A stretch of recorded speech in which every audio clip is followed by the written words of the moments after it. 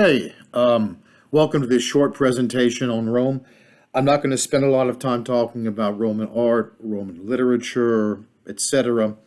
The book does a good enough job with that. And really, with Rome, I think the takeaway here is the way in which the Romans created what we could call the first urban society, the first society that was built, especially with the city of Rome itself, to accommodate a large amount of people living together. There had been large cities before Rome, but none had come close to the size of Rome. Rome, at its height, had about 1 million people, and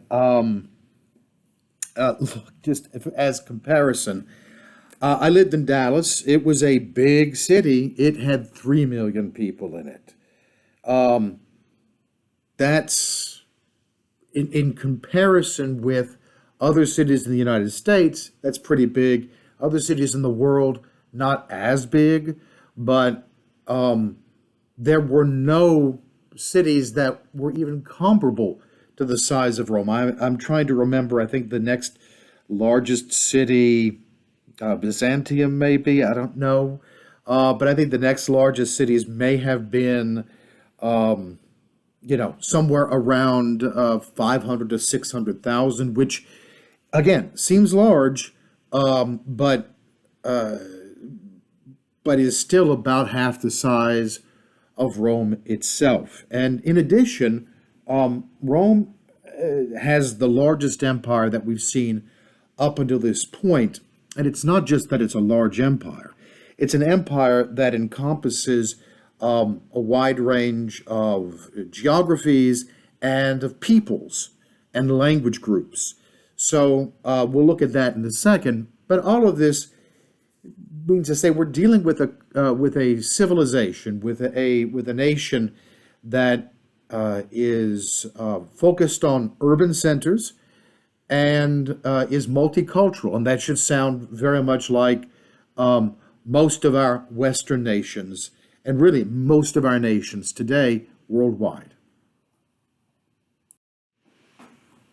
As you can see, the Roman Empire was fairly vast, and not just vast, but diverse. So, on one hand, you've got Egypt, you've got North Africa. Um, those are two really different peoples living in those two areas alone. The Middle East, and including Turkey. Some of Turkey was Hellenized, meaning that it was the Greeks had settled there. But of course, we've got Greece. Then we've got areas of Romania, Croatia. We've got what's called Middle Europe. Eastern Europe, Italy, obviously, and then all of France, all of Spain, and a good chunk of Germany as well, and all the way up into England and to the border of Scotland. That's a lot of area. And if you're going to maintain the safety of all the people in that area, if you're going to be able to manage that vast area, you need something very important, and that's communication. And today, of course, we handle communication through computers, through cell phones. Communication is not difficult. In the previous century, it was telegraph moving into telephone and wireless radio. That was the way communication was handled. At this time, of course, we don't have any of that. So communication involves people moving from one place to another. How do you do that? Roads, roads, roads, roads, roads. That's one of the glories of Rome, is the number of Roman roads that still exist. They were brilliant. They were brilliant engineers. They knew what they needed to make in order for their society to function. And so while we think of roads as primarily traveling, getting from one place to another so that we can relocate, or for trade, for the Romans, the roads were even more important because that was their communication network. That was how word got passed from England to Rome in an efficient and quick fashion.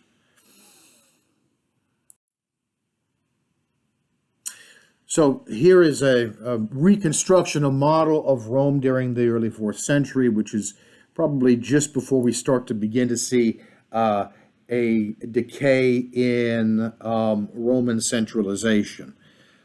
It ought to look familiar to you. Unlike the Greeks, perhaps, the Romans built cities that we have turned around and copied, so to speak. What dominates here? Well, if you remember, in Greece, it would have been the Parthenon on the Acropolis. So the Acropolis was the dominant structure, these beautiful temples. Here, the dominant buildings, and there are temples, of course, but the dominant buildings are the Circus Maximus, which is number 4, and the Colosseum, number 3, areas of entertainment. That's very much like a modern city. I'll use New Orleans, which is the nearest city to me. If you go to New Orleans and you look at the skyline, or you look at the city of New Orleans, the one building that is going to stand out, it might not be the one that you're going to visit when you go to New Orleans, but the building that stands out is the Superdome. It dwarfs all of the other structures. Why? Because, well, sports is very big in Louisiana. Sports is very big in New Orleans. Sports is big throughout the United States. So, you might imagine that sports complexes are going to dominate the urban landscapes of a number of cities. And when we get to the Middle Ages, especially to the Gothic period, you're going to find that we don't have this. When we see the redevelopment of what we would consider to be a modern or a modern-like city, the structures that will dominate that particular city, let's say Paris, let's say London, are going to be churches. They're going to be cathedrals.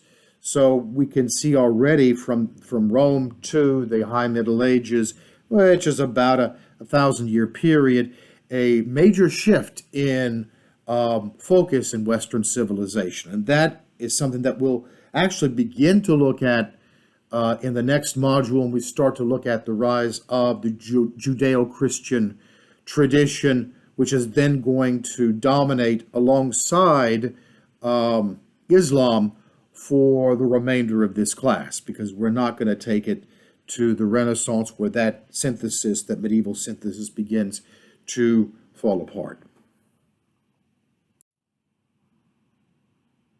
As you might imagine, in a city of such magnitude, civic life was of grave importance. The forum, a gathering place for people to talk, discuss, to conduct business. This is the remainder of that here. And you can only imagine what it must have looked like, before its ruin.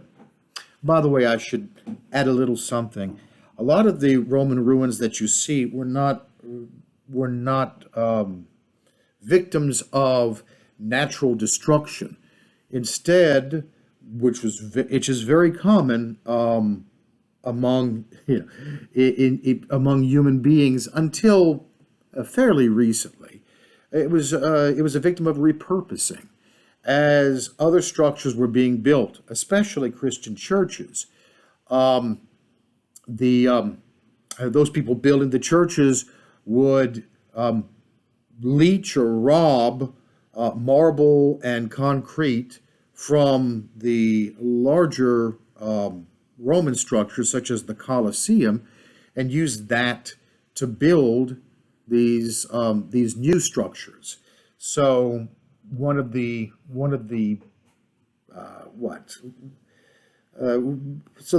form is as a victim not only of time but also of changing values within Italy. I should also add here one of the legacies of Rome, one of its great achievements that we really can't discuss in this class because it's fairly far removed from the humanities, and yet affects all of us as humans. That's Roman law and Roman bureaucracy. In order to have a successful, large scale national enterprise, whether we like it or not, bureaucracy is necessary. There is no way to administer a vast empire in a coherent and fairly unified fashion, so that except through bureaucracy and through law. So the law has to be spread throughout, so that way you're not moving from one set of laws to another set of laws as you move from one part of the empire to another. You can always be assured that if you need something from the government in any given city, you can expect the same procedure. We are creatures. As much as we complain about the amount of work we do, the post World War II period has seen in Western civilization and actually throughout the world the increase in leisure time among the average person. So we're used to spending our time in more pleasurable and self-fulfilling, or at least self-pleasuring pursuits. So we find it terribly inconvenient when we have to sit at a license bureau for an hour in order to get our license renewed every 4 to 8 years, depending on the regulations of your given state. And yet we can pretty much expect that the same procedures, the same paperwork, etc., is going to be found or is going to be required of us wherever we go, whether it is in Arizona, whether it's in Louisiana, whether it's in New York. So that kind of uniformity on a large scale is very convenient for us, even though in the moment it's not. And again, we owe this to the non-physical legacy of Rome. Have you ever lived in an apartment? If you have, this might look a little familiar. This is a reconstruction of a Roman apartment block. The idea of apartment blocks, we feel that as being something fairly modern. It's not, as you can see. The Romans themselves, in order to house all these people, had to develop these large structures. And I also want to point out, these are large structures. These are multi-story buildings. We are not going to get to a point of having these kinds of, well, I shouldn't say that. But this is let's put it this way. This is a building that looks much more at home in 21st century United States or France or China than it does in medieval Paris. So yet again, we're looking at Rome, and Rome looks a lot like us because we look a lot like Rome. The unearthing of Pompeii has been a tremendous boon to students, not just of archaeology, but to students of ancient civilizations, the Roman Empire. So much of that city was preserved under the ash instead of destroyed. And so, I mean, looking at the book, that even the bodies of the victims of Mount Vesuvius were preserved underneath this ash. They discovered the bodies intact for the most part. So the book provides us with a room that shows stone replacements for where the bodies were and the positions they were found in. So again, what does this look like? It looks like the aerial view of any average modern city with, as you can see, the major roads planned out, a kind of organization to it, a sort of block structure, and notice too the sports facility at the lower center of the picture again illustrates the importance of entertainment to Roman culture. And just one more example of a Roman city, in this case in Algeria. You can see that it has not survived completely intact. Most of the building is gone, but you can see how it was planned out. It looks like a modern city grid. So when I say that the Romans are the ones who develop the urban human, this is really what I'm talking about. And it's going to be quite a while before we move back into the situation where urban life, large urban life, is at the center of human culture, at least in Western civilization. Now, I haven't talked yet about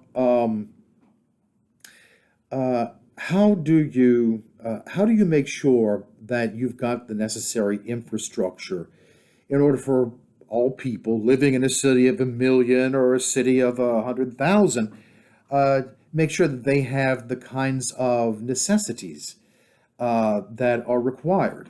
Water, for example, food, various resources.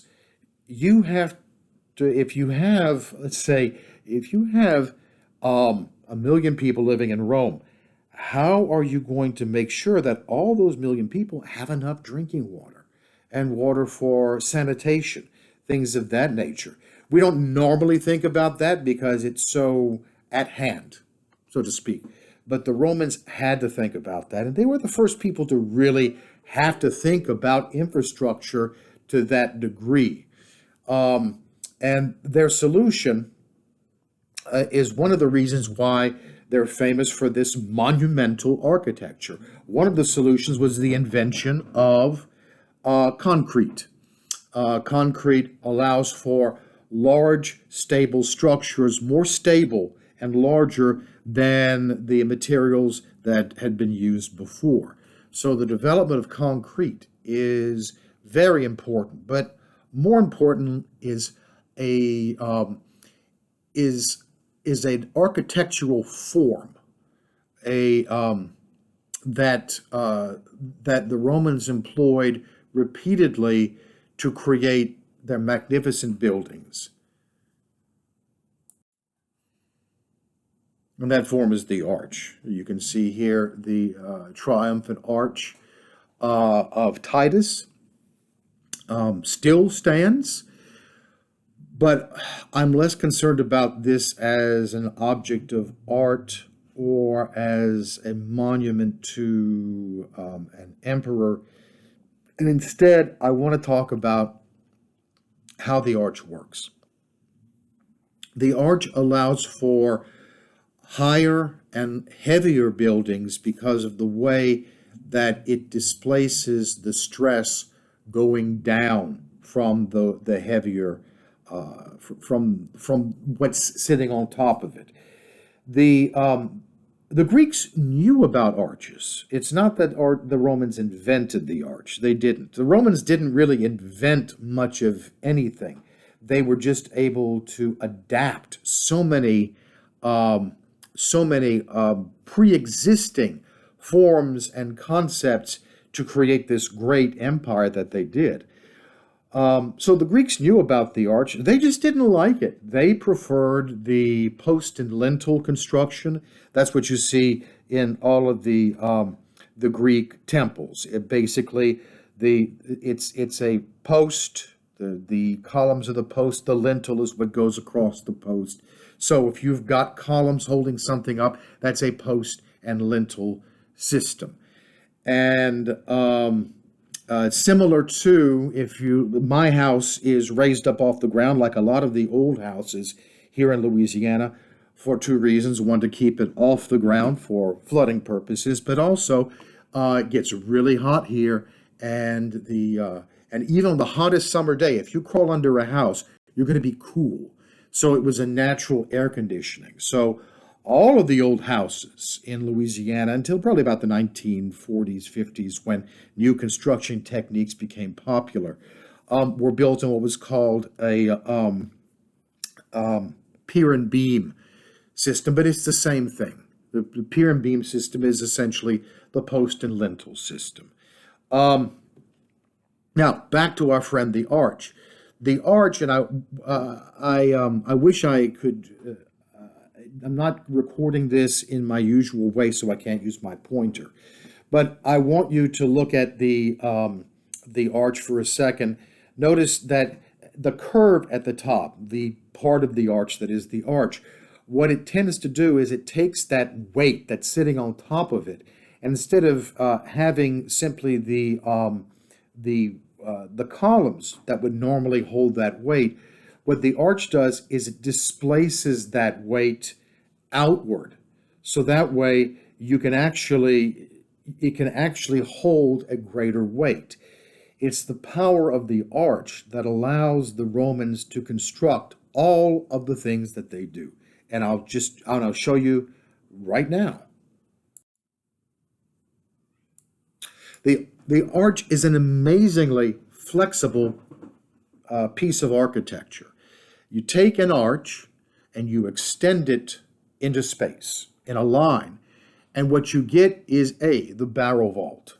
Bear in mind, when we come back to massive buildings in this course, certainly in Western civilization, those will be the Romanesque cathedrals, called Romanesque because they borrowed their techniques from the Romans. The primary technique they borrow, that they rediscover and apply, is the arch, and the barrel vault is one of the first developments. So many of the Romanesque churches are essentially an arch extended into space, so that way they can build higher and heavier, buildings with that structure. If you take barrel vaults and then make them intersect, what you wind up with is groin vaults. And I wish I had an underside picture of that, but be honest with you, you'll be seeing a lot of groin vaults in a couple of modules. So, the groin vault. If you take the groin vault and put it on top of an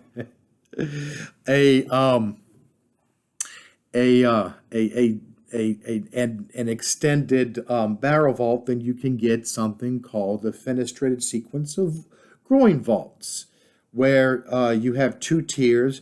Fenestrate, it comes from the Latin word for window, so it's basically a windowed sequence of groin vaults here. And then, if you take the dome, if you take the arch and you cut it in half and then rotate it in a 130 degrees, what you wind up with is the dome. The dome is nothing more than half an arch that has been essentially extended in a circle for 360 degrees. So, from one little geometrical form, the Romans were able to construct the aqueducts that were necessary to bring all that water into Rome, so that not only could you have drinking water, you can have public baths, you can have fountains, you can have an enormous amount of, ample amount of water for your 1 million citizens. And these aqueducts, by the way, are still used today. Well, not the ones in Rome. They could be used. They are, in some instances, used as bridges, but they are still functioning. They could still be functioning. But the use of this kind of design for aqueducts was used even in the 20th century. For example, those aqueducts that helped to bring the water that brought the water into Los Angeles. Again, another city that needs a lot of water because it's in a desert. And of course, as you can see, the Colosseum is nothing but a series of arches layered upon each other. That way, you know, with the ability of the arch to displace the stress coming down on it to the side, you're able to create these monumental structures. And the book provides you with some examples of modern modern arena architecture that that is greatly dependent, if not almost entirely dependent, on Roman architecture. And again, one more example. Unlike unlike a lot of the Roman structures that were repurposed, so to speak, and therefore stand as ruins or don't stand anymore, the Pantheon still remains, but it's because it was turned into a Christian church. So the entire thing was preserved. So it's one of the great structures of the Roman Empire that remains essentially intact. And why do I show it to you? Because it's the first great dome ever constructed. And here is a dome from the inside. Notice that there is a hole in the walls, a hole in the ceiling, so that the light can come down. Now you might notice that the interior, when you're seeing what you're seeing along the walls, doesn't look Roman. It's because it's not. It's Renaissance. The interior has been redone at a different time and therefore in a different style. But the external part and the overall structure, that is Roman. So you can see what wonders a little thing like the arch can produce. All right. Well, I hope you enjoy the module, and we'll meet again.